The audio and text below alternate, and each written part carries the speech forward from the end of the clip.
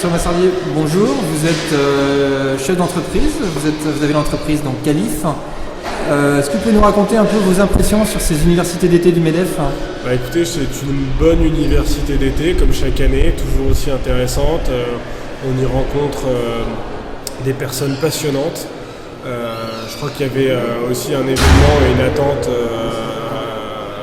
avec la venue du Premier ministre hier, qui a été un événement positif. Je crois que ça fait 10 ans qu'un Premier ministre ne s'était pas déplacé à une université d'été. Il a tenu un discours plutôt positif et en ça, je crois que c'est aussi une reconnaissance pour les entrepreneurs et les chefs d'entreprise que nous sommes. Et en ça, ça donne une université d'été intéressante dans un climat économique pas simple, mais au moins on vient se recharger, se ressourcer et on en repart encore plus motivé. Alors pourquoi un chef d'entreprise comme vous vient aux universités d'été du MEDEF? Moi j'ai une histoire qui est un peu particulière, c'est qu'il y a plus de 10 ans, quand j'ai fait mes études, j'avais fait un stage au MEDEF et donc j'avais participé à la 3e université d'été du MEDEF en 2001.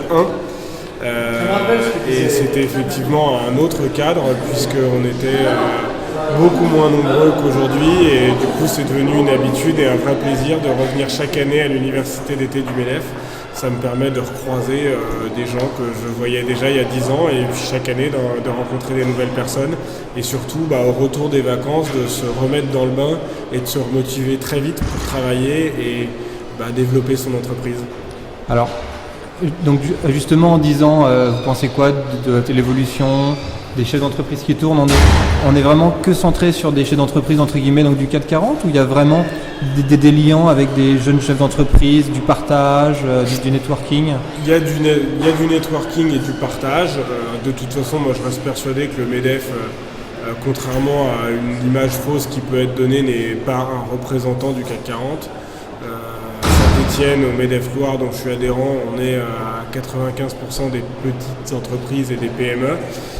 Après, effectivement, le seul petit peut-être reproche que je peux faire à l'université d'été, c'est que les intervenants, eux, restent plutôt des personnalités de grandes entreprises, des intellectuels, et que peut-être que si on avait des patrons de PME un peu moins connus, on pourrait aussi échanger davantage et surtout vivre les choses de manière encore plus concrète lorsqu'on est chef d'entreprise de PME. Alors vous, en tant que chef d'entreprise, on a beaucoup de chefs d'entreprise qui se sentent inquiets en ce moment avec le changement du gouvernement. Vous, au quotidien, dans votre entreprise, avec vos salariés, votre stratégie, vous vivez ça comment? Pour l'instant, il est trop tôt pour le dire. Les décisions sont en train d'être prises ou ne sont pas encore prises. Moi, je reste confiant et motivé. Mais c'est vrai que quand on entend parler d'emploi d'avenir, de choses comme ça, ça concerne peu les entreprises et j'espère qu'il va y avoir des décisions qui vont être prises, notamment sur les facilités d'embauche. Moi, je suis une petite entreprise en train de réfléchir à embaucher et j'ai envie de le faire. J'ai peut-être même le carnet de commandes qui me permettrait de le faire. Néanmoins, ça coûte encore cher et c'est vrai que lorsqu'on n'a pas de charge sur une embauche... Mais est-ce que vous êtes dans la communication, donc dans l'événementiel? Oui. Parce qu'on dit que normalement ce sont les premiers budgets les plus... c'est vrai qu'en période de crise, donc vos clients, ce qui sert en premier, c'est la communication avant ça dépend, d'autres il y a de la communication, mais il y a aussi une phase de conseil et beaucoup de dirigeants, quelle que soit la période, ont toujours besoin d'être assistés, d'être conseillés. Et en ça, pour l'instant, je ne ressens pas la crise et tant mieux. Donc les clients, ils sont plutôt à Saint-Étienne ou plutôt à Paris? Donc comment vous faites justement, entrepreneur, pour jongler entre la région Saint-Étienne et tes activités Île-de-France en général? Je prends beaucoup le TGV. Voilà, et c'est très pratique et ça fonctionne très bien. Et globalement, de toute façon, quand on a une activité de service... Mais ce sont les mêmes clients? On a le même discours à Saint-Étienne que sur des clients parisiens? Non, pas tout à fait.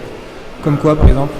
Pas tout à fait, effectivement, des clients... Enfin, je pense que ce qui fait la valeur ajoutée aussi de la société que j'ai créée, c'est que le client parisien aime bien aussi qu'on puisse lui dire ce qui se passe sur les territoires, dans une ville comme Saint-Étienne.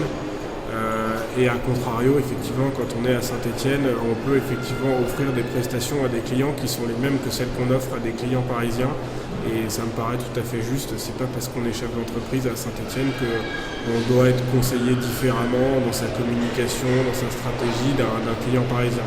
Et je trouve que pour ça, effectivement, c'est quelque chose que je fais avec beaucoup de plaisir et des deux côtés, ça fonctionne très bien. Ce retour terrain où au contraire, ces innovations qui viennent de Paris et qui peuvent être délivrées à des clients locaux. Bon, en tout cas, si des entrepreneurs ou des blogueurs veulent en savoir un peu plus sur votre activité, donc on vous trouve sur Internet, votre site, c'est...